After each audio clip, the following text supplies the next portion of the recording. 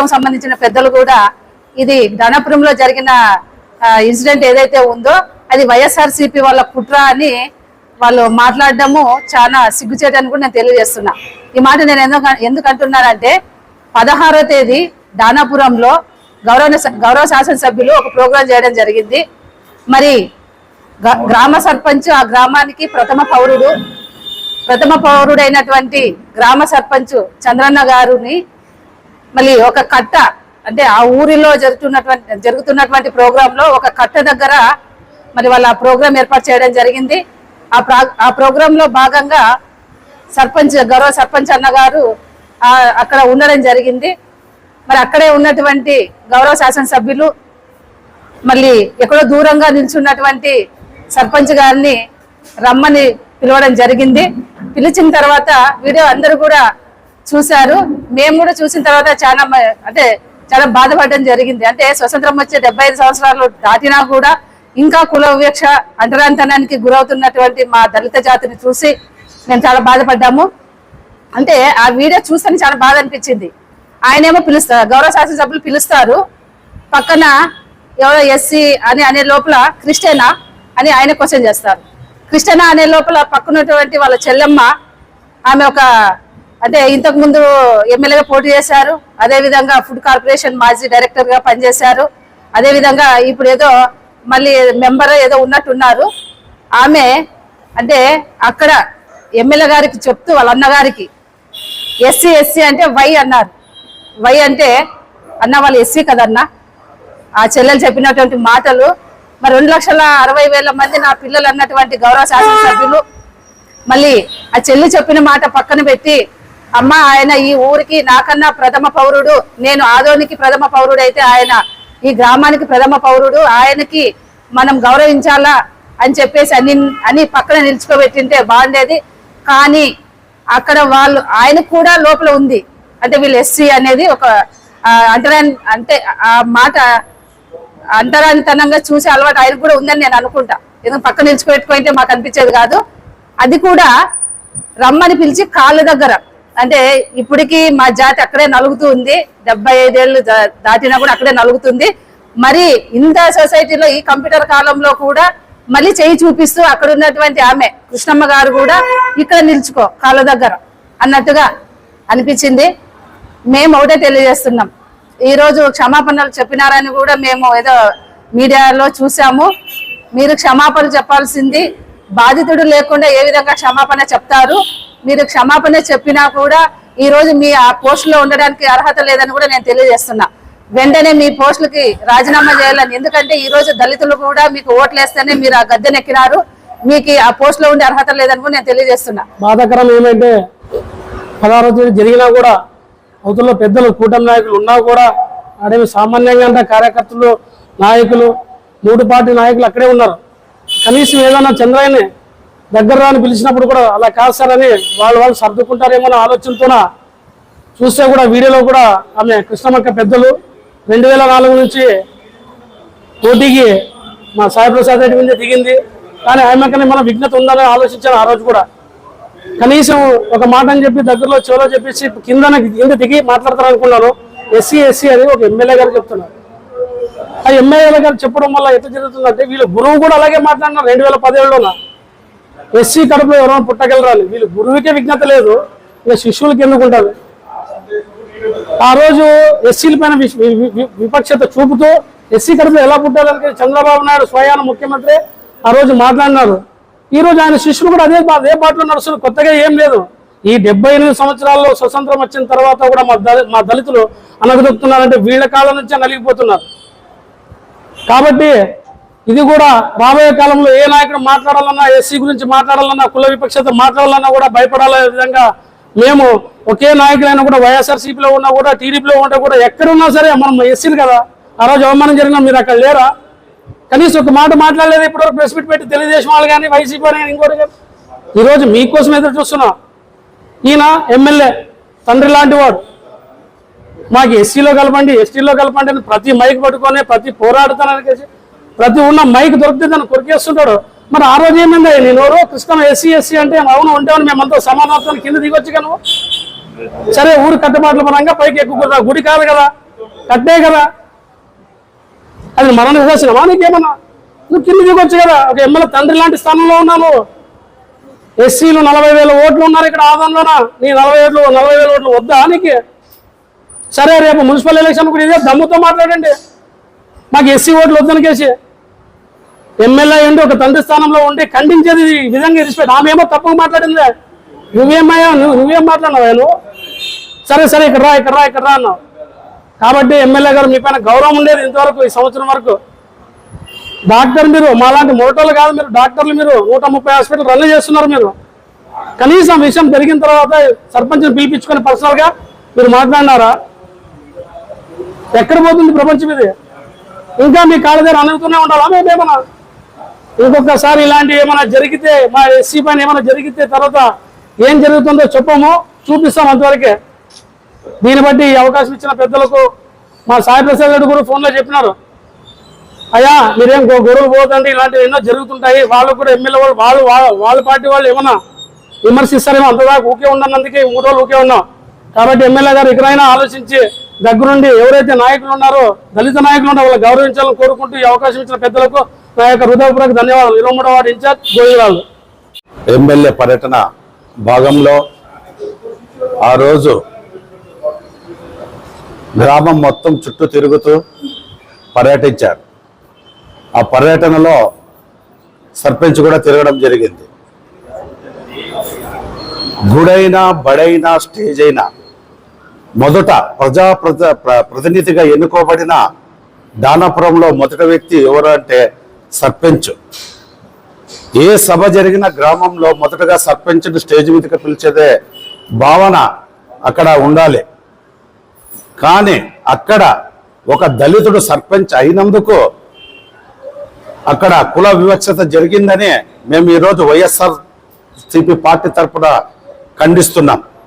అక్కడ గుడిసె కృష్ణమ్మ ఎమ్మెల్యే సర్పంచ్ని పిలిచండి అంటే ఎస్సీ అని ఆమె పలుమార్లు ఎమ్మెల్యే చెవులో ఊదడము మేము సోషల్ మీడియాలో చూస్తూ ఉన్నాం. ఇది చాలా బాధాకరమైన విషయం.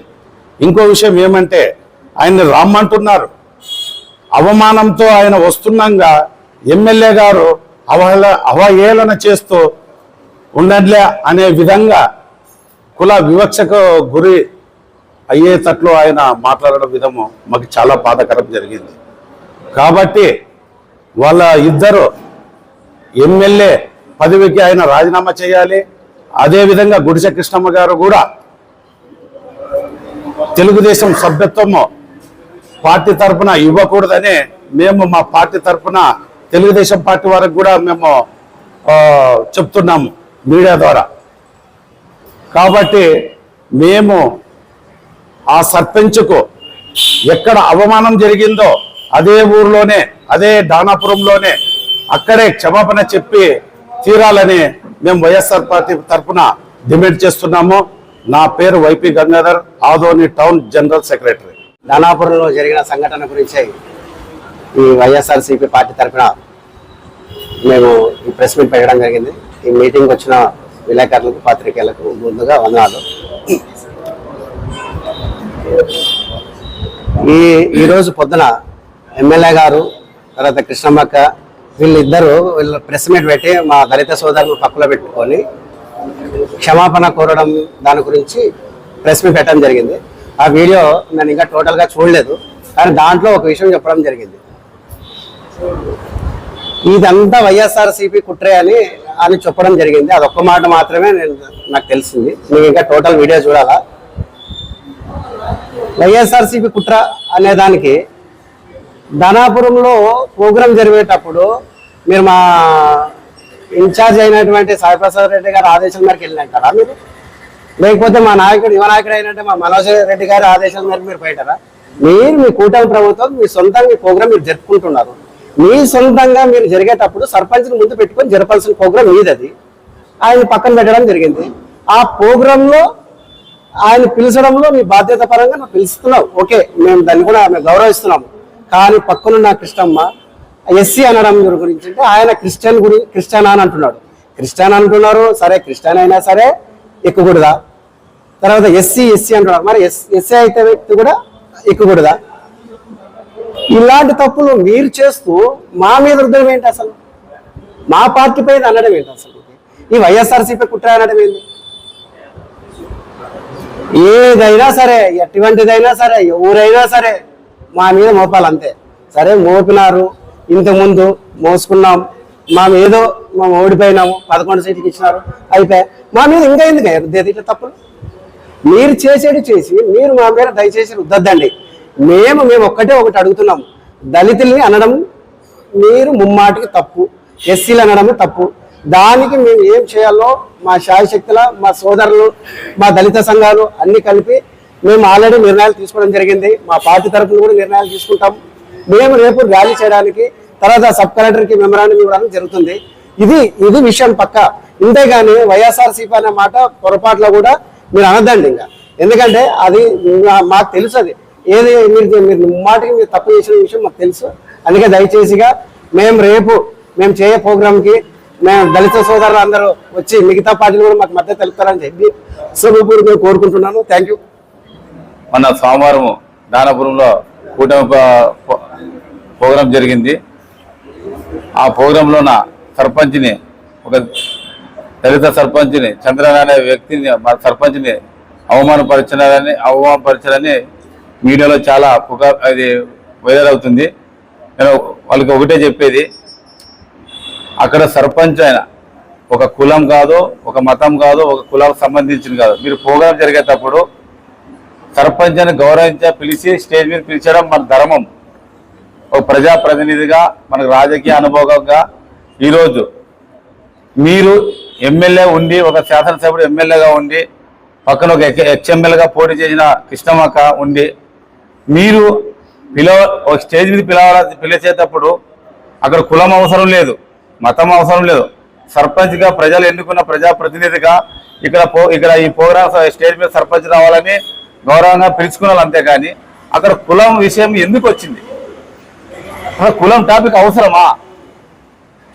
మీ కుల టాపిక్ అవసరం అనేటప్పుడు రాజకీయాలు చేసే ఓట్ల విషయంలో కుల వివక్ష చూపించాల. అంటే గెలిచిన తర్వాత ఒక రకము, గెలిచిన తర్వాత గెలుపు ముందు ఒక రకమా? రాజకీయాలు ఎలక్షన్లు వచ్చినప్పుడు ఓట్ల కోసము కులాలను వాడుకుని గెలిచిన తర్వాత కుల వివక్ష చూపిస్తున్నారా మీరు? కృష్ణమ్మక్క, మీకు ఇంత పెద్ద నాకు మాట్లాడుతున్నదే ఈరోజు, అసలు నీ మనసులో మాట ఈరోజు బయటపోయింది అక్క నీకు? ఒక శాసనసభ్యుడు ఎవరన్నా చిన్న వాళ్ళు, తెలియకున్న వాళ్ళు, ఎవరన్నా కార్యకర్తలు, సామాన్య ప్రజలు తప్పు చేసి ఒక మంది నుంచి అలాగా ఇలా చేయాలా తప్పని ఒక చెప్పే వ్యక్తి, ఒక పెద్ద మనిషి, ఒక శాసనసభ ఎమ్మెల్యే గారు అక్కడ ఉంటూ ఒక ఎక్స్ఎమ్మెల్యే పోటీ చేసే ఒక కృష్ణమ్మ గారు మీదే ఈ విధంగా కుల వివక్ష చూపిస్తే సామాన్య ప్రజలు, ఎడ్యుకేషన్ లేని వాళ్ళు, తెలుగునే వాళ్ళు ఎందుకు చూపించవచ్చు ఈ రోజుల్లో, ఈ జనరేషన్లో? ఇదే మీరు మెసేజ్ ఇచ్చేది?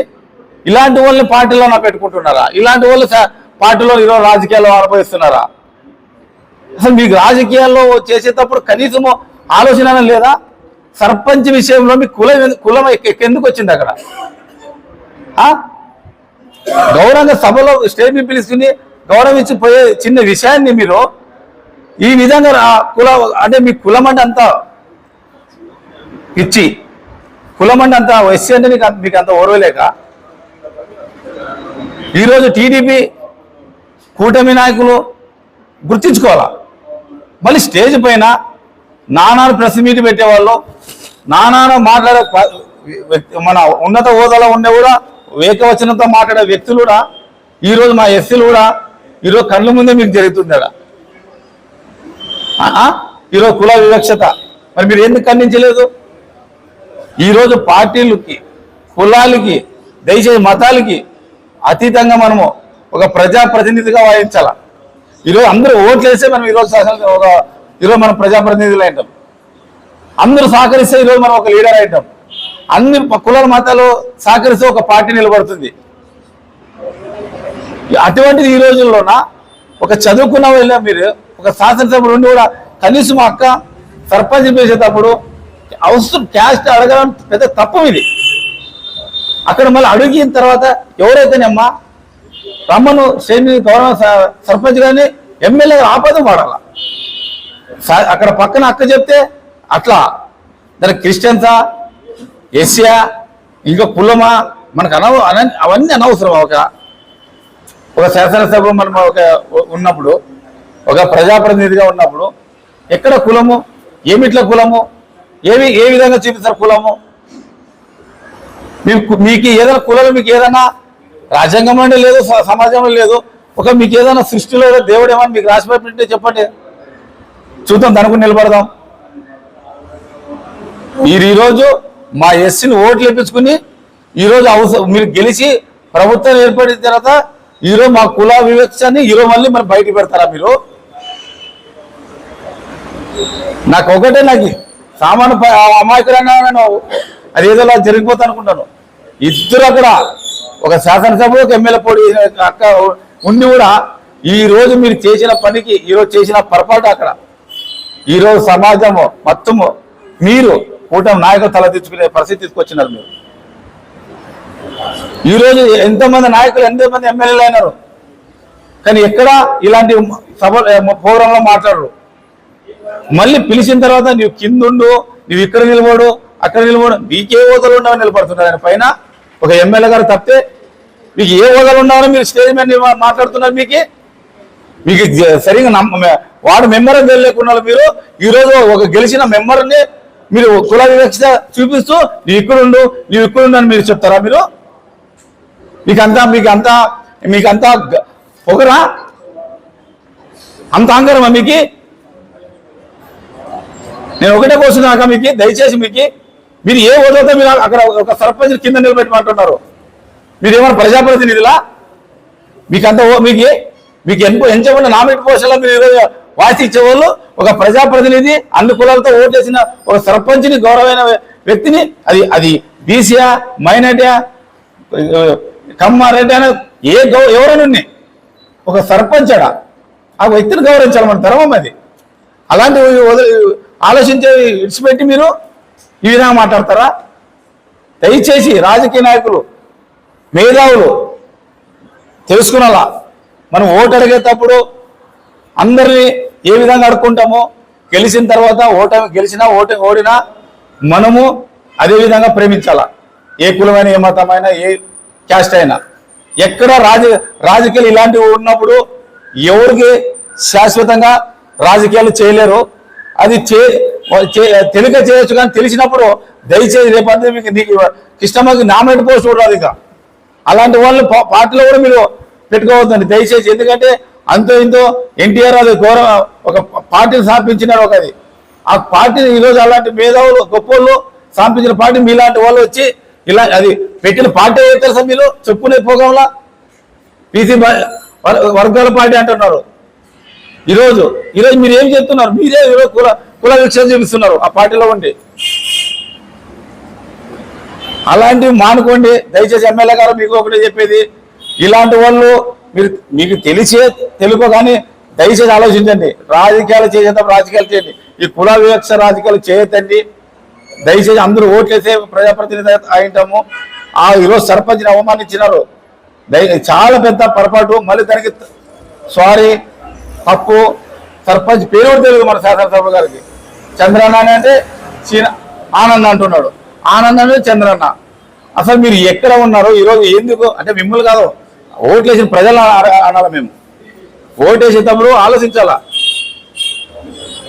దయచేసి అందరూ గుర్తించుకుని ఇలాంటి ఏ పార్టీ ఎవరైనా కానీ ఇలాంటి కుల వివక్ష పార్టీలు రాజకీయం మాట్లాడకూడదని అన్ని పార్టీలకి, అన్ని నాయకులకి, మేధావులకి అందరికీ దయచేసి మా సలహా, కులాల వివక్ష తేవద్దని దయచేసి మళ్ళీ చెప్తున్నా. ఏదైనా మానవతంగా రాజకీయాలు మానవతంగా మాట్లాడండి, మంచి విధాన మెసేజ్ ఇవ్వండి, మంచి మాటలు చెప్పి సమాజానికి జనరేషన్ కూడా కొద్దిగా మంచి వాళ్ళ యూత్ కూడా ముందుకు రావాలంటే మనలాంటి వాళ్ళు మంచి మాటలు చెప్పినప్పుడే భవిష్యత్తు పరిచయం ముందుకు అందరూ వస్తారు. కాబట్టి ఇలాంటివి ఎక్కడ మాట్లాడకూడదని రాజకీయ నాయకులకి, పెద్దలకి, ఎవరికైనా కానీ నా విధంగా నేను తెలియజేస్తున్నాను. ఈ యొక్క అవకాశం ఇచ్చిన వైఎస్ఆర్ కాంగ్రెస్ పార్టీ అందరికీ, కౌన్సిలర్లకి, తోటి నాయకులకి అందరికీ నా యొక్క నమస్కారం తెలియజేస్తున్నాను. ఆర్టీ డెంటల్ క్లినిక్ గత 25 సంవత్సరాల నుండి దంత వైద్య రంగంలో అపార అనుభవం గడించిన డాక్టర్ ఏ రాజ్ కుమార్ రెడ్డి గారు పీడీఎస్ డెంటల్ సర్జన్ గారి ఆధ్వర్యంలో ఆర్కే దంత వైద్యశాల నందు అత్యాధునిక పరికరాలతో అత్యుత్తమమైన వైద్య సేవలు అందించబడుచున్నవి. మా ప్రత్యేకతలు ఎత్తు వంకర పళ్ళు సరిచేయుట, root canal treatment, dental implant, laser treatment, clips, composite చికిత్సలు, చిగుళ్లకు సంబంధించిన మరియు విరిగిన దవడ ఎముకలకు శస్త్రచికిత్సలు చేయబడును. అన్ని రకముల దంత వైద్య సేవలు అందించబడును.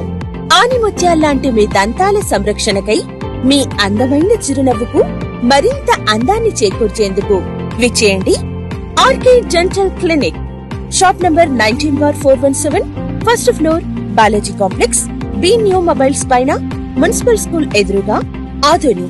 Contact phone 08512251525, cell 7396003394.